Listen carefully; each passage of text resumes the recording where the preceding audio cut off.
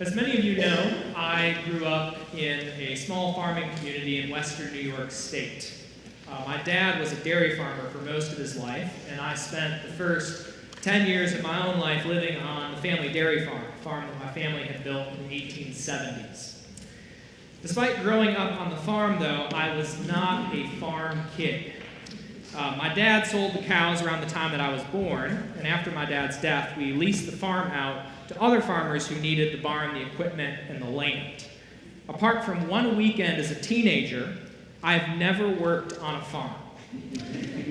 When I tell people that I came from a farming community, they assume that I was a farm kid, but I am much too lazy to inherit such a noble title. Kids who worked on farms, they have a grit and a determination, a work ethic that earns them the reputation that they have.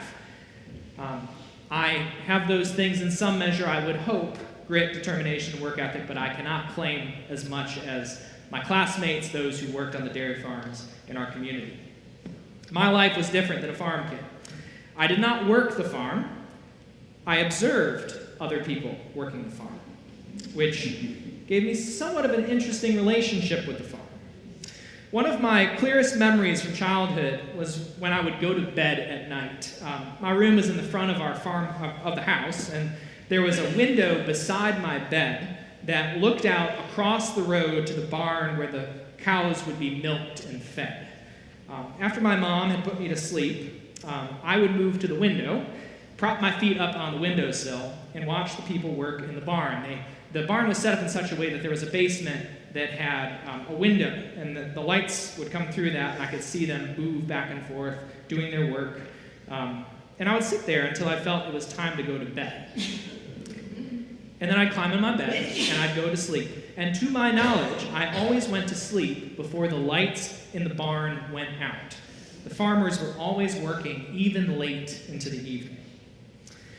My childhood was spent observing the work of farmers. I had a pretty normal rural childhood. I went to school, I did the chores that I couldn't weasel out of doing. I played in the backyard and fields, and there was always this backdrop of farming, of dairy farming in particular. There were all the stereotypes that you would assume of growing up around dairy farms. There were mooing cows and sounds of tractors, smell of hay and manure, but I always held farming at a distance because I did not want to become a farmer. Every generation of my family, up until me, had held a farmer in it, but I did not want that life because I knew that farming was difficult. It was hard. I looked at the old men in our town, men who had spent most of their lives bent over milking or lifting heavy things, and they were lifting heavy things without the advice of a personal trainer because those did not exist in my small town. And the work of farming, it took a toll on these men. I knew that they woke up at 3:30, 4 o'clock in the morning to go out and milk, and then they didn't stop work until late in the night. I knew that they didn't get paid a lot of money. I knew that they had to do all this in western New York with all the snow that people think of with western New York. And I knew that they never really got rid of the smell of manure when they came in from the barn. So I observed the lives of these dairy farmers, that line of farmers that included my father and his father and his father down the line. And I loved to observe their lives, but I did not want their lives because it was too costly. Now, why am I talking to you about dairy farming in church on this Sunday? Well, today is the sixth Sunday of Easter. It's Mother's Day, but it is also a Sunday that's called Rogation Sunday. Rogation Sunday and the days surrounding it have historically been days when the church prays for the people and the land that produce food and other crops. Down in fishing communities like Apalachicola, they would pray for fishing and those sorts of things. Oyster farming, those sorts of things. Back in the old days, priests would go out into the fields, and they would process around fields and pray for God to bless the land and make it fruitful. Rogation Sunday always falls in the spring when things are beginning to grow. It was a very important day back in the old days, because back in the old days, the majority of people who were in the church, the majority of the people sitting in the pews, would have been farmers. The majority of people around the world were farmers. To be human was to have this close relationship with and a dependence on the land.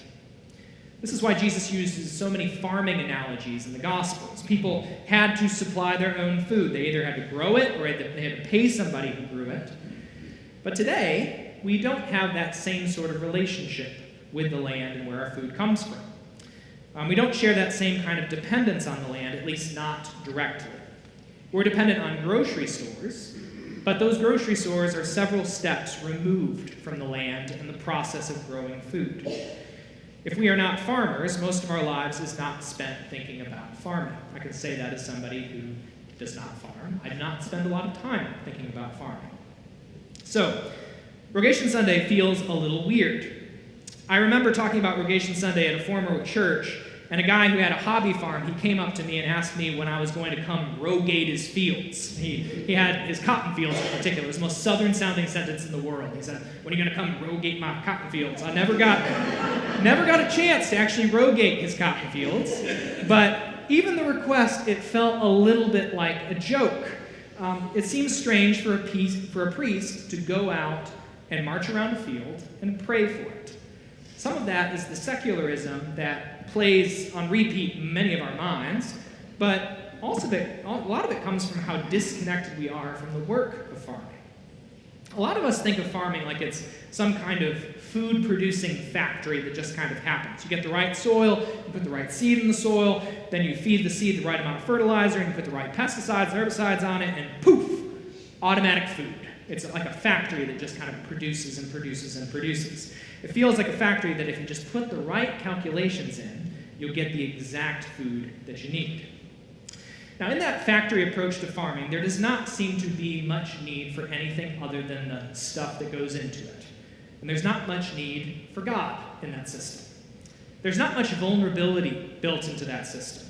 Dirt and seeds and fertilizer and pesticides and herbicides, they work together to make a perfect scenario that doesn't really require human or divine intervention.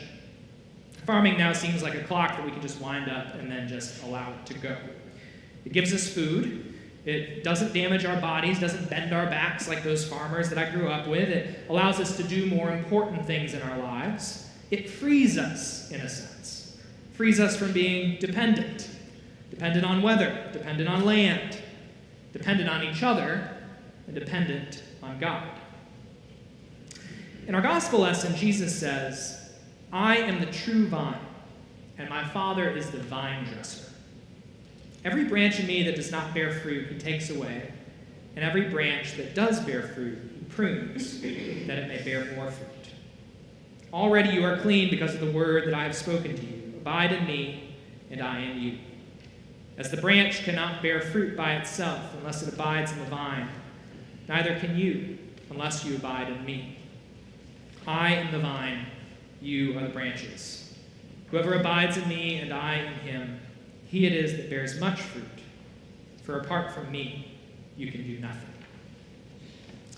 The image that we get in John's gospel is a farming image. The Father is the one tending the vines. He's the vine dresser. Jesus is the vine, and we are the branches coming off of the vine. The branches are dependent on the vine. They don't survive without the vine. They can't do anything without the vine. The great lie of modern life is that we are not dependent as people. We are independent. Everything about society points to this idea that we can be self-sufficient. If we have the right technology, the right schooling, the right habits, the right job, the right drug, the right amount of money, whatever it is, if we can have it, we will be free from the constraints of life, and we can do whatever we want. But to be a human is to be a creature who is intrinsically vulnerable, intrinsically dependent. Even in our chase for independence, we find ourselves tumbling into our own dependence and our own limitedness.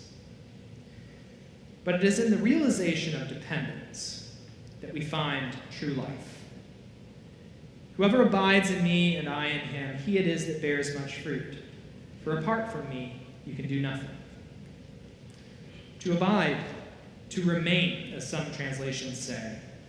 To abide is to be with Jesus and to rely on him and his grace, and allow that grace to change us into people who can see our dependence more and more. And in seeing that dependence, turning to Jesus more and more, abiding more and more. When I think back to those old farmers who I grew up with, the men whose backs were bent from years of lifting and milking, I think back to my own impressions of those men. To me, those men were trapped in work that limited them, work that I did not want to do. But when I think back to those men now, I wonder if they understood more about life and God and dependence than I do, even now. They lived dependent lives. They lived lives dependent on rain and harvests and their neighbors. They lived lives that were dependent on God.